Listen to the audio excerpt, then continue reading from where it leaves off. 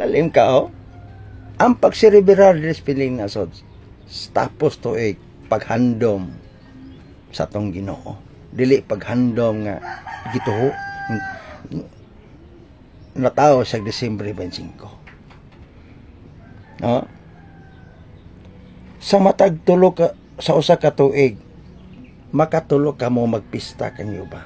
Mo na diri piniling nasod. Sibo ug mo ni simbahan nga nakasibo nga gituko sa tong Ginoo.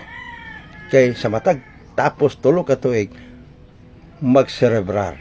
Una, Disyembre, Agosto, Abril. Kuha ninyo. Disyembre, Agosto, Abril. Mao ni nakasibo sa to pa mo ning iglesia o simbahan nga tataw nga gitukod sa tong Ginoo. Kay gipamatud-an man ninyo nga si Kristo na tawo 25, mali. Ang buhat 11:26, wa mo sibo sa gipatunga nimong teksto.